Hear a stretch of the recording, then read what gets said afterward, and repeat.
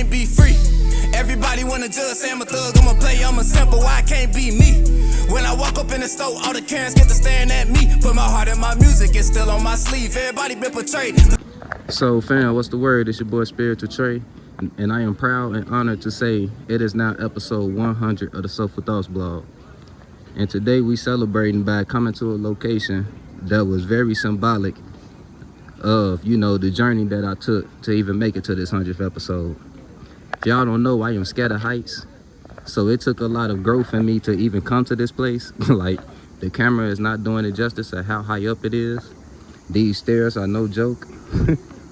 But yeah, I felt like this would be the perfect location to record the 100th video. Now let's dive into it. All right, so fam, so we celebrating our growth today by getting in our roots, right?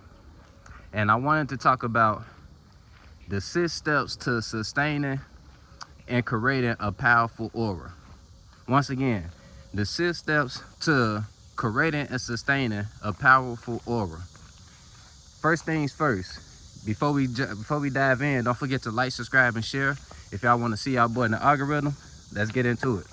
Now, how do we build and sustain an aura? Well, first things first, you must start with daily meditation and shadow work. Why? Because the only way that we can suffocate our aura is by getting lost in the energies that we create, such as, you know, bias energies. Like, you might be in a disagreement with somebody and you're lost in your bias energies, or you could be lost in the stressful energies that you created throughout the day at work. You feel me? Or just the traumas that we went through, you could be lost in your traumas. Anything like that, to where, you know, depression, anger, these are all energies that we can get lost in and suffocate our aura, right? To where we would give off a bad vibe if somebody was to come in our space while we're being affected, right? Right. So you want to start doing daily meditation, just because when you meditate on a daily basis, it puts you in a clearer space spiritually. And it helps you see things from clearer perspectives. You feel me? So it won't be as easy for you to dive in to energies that may hold you back when you meditate on a daily basis, right? You know, I talked about that a lot on the channel, so I won't stay on this topic too long. And whenever you meditate, that's when you want to do shadow work, because you're in a clear space. You're ready to attack all demons without getting lost in your own biased energies, right? You're ready to form a perspective that's not lost in the victim mentality, because the victim mentality is the main mentality that can suffocate your own aura, your own energy from shining, right? So you want to get out of the victim mentality and use any situations to where you were victimized as motivation to keep going, instead of using it as, you know, an excuse to stop, right? Right. Now, step 2 to building a strong aura is focusing on building your image. And you do that, step 2 is actually finding your vibe, right? And you find your true vibe and your purpose by stepping out of your comfort zone, detaching from the ego that you created to fit in with your environment, and finding out what you really like. Not letting what your friends like dictate what you like, but finding out what you are really into, finding out your true passions and things that you want to do with your life, and not letting anybody else, you know, stop you from going after that, right? So you want to find your true vibe. That's the step number 2. Now, step 3 is to build and maintain a strong image. You do that by, for one, taking pride in what you wear. Like, you don't have to wear what everyone else thinks is cool, but you want to wear whatever is, you know, whatever is in alignment with where your heart is, right? So if you're spiritual like me and you got your spiritual ornaments, you like your spiritual necklaces, your spiritual bracelets, you want to make sure that you're applying your own meaning to them. Like, yes, you want to know, you know, the intent behind, you know, what the chakra is supposed to, what the crystal is supposed to be used for if you have crystals on your body. But at the same time, you want to have your own meaning to what they actually mean to you, right? Like, for example, the bracelets I wear, these are all symbolic of phases that I went through in my life. Like, the bottom one represents the light that I was born into, right? The physical realm. The dark one represents the darkness that I went into trying to fit in with my environment.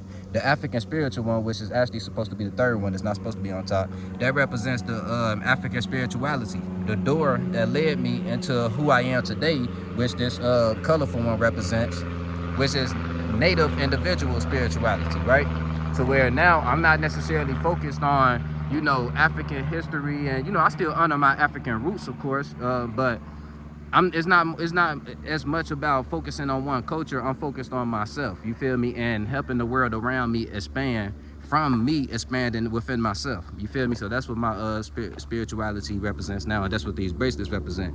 You want to give your spiritual ornaments and anything you put on your body your own meaning to them, and it'll make them that much powerful, right? And then in terms of your image publicly, you just want to make sure that the image you're presenting publicly is actually in alignment with who you are. Make sure it's genuine.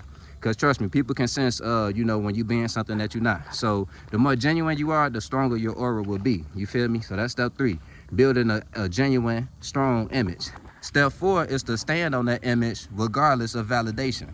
So whatever vision you have for yourself, whatever dreams you're going after, you don't let validation be the center of those dreams and goals, right? I talked about this too much on the channel to stay on it for too long. But you want to remember why you even started doing something. You did that, you got into that craft because of the sense of freedom it made you feel. You feel me? The fulfillment it gave you. So don't allow your fulfillment to be attached to other people's opinions. You feel me?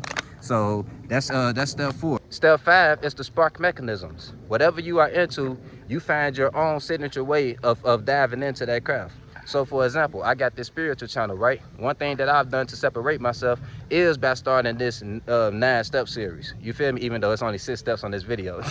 But you feel me? The 9-step series is something I created. Like, at least to my knowledge, I don't know nobody else who came to the space of knowing that it takes no more than 9 steps to come into fulfillment with every area of life.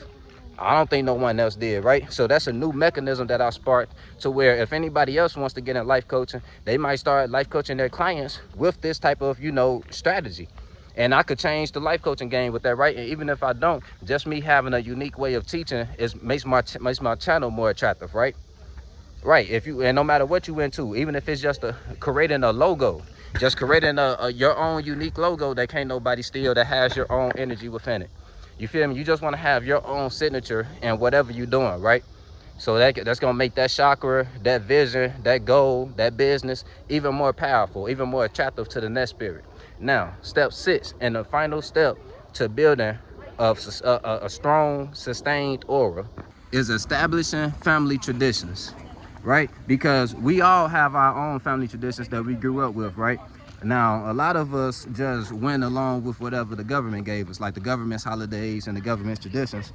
But if you want to truly spread your power throughout your family, you have to create your own traditions. You feel me? Create your own holidays to celebrate, your own morning rituals, your own, you know, nightly rituals and stuff like that. You feel me? Just your own little activities that you and your family can dive into that like gives them a structured platform for them to stand on and grow from. You feel me? This is how you spread your aura throughout your family and make your family that much more powerful. You feel me? So yeah, I kind of want to get back to enjoying this beautiful ass scenery, family, because as y'all can see, like I say, we celebrating by connecting with our roots today. You feel me? So I'm gonna get back to enjoying the moment, family. You feel me? It's your boy Spiritual Trey signing out. Remember, you are not your mind. You are the spirit that's forming and creating your mind. So take your time, form and create your mind, and take pride in the mind that you create. It's your boy Spiritual Trey signing out. Love you, family. On the beat, start preaching. Feel no evil, see no evil, but peep it. I don't aim for the stars, I want leeches. And the snake spawn, I'ma kill the whole species. Rest in peace to all the peaceful preaching. The youngest wildin', but they say they evil, that's kinda reaching. Who really controlling the way you thinking? Find the truth.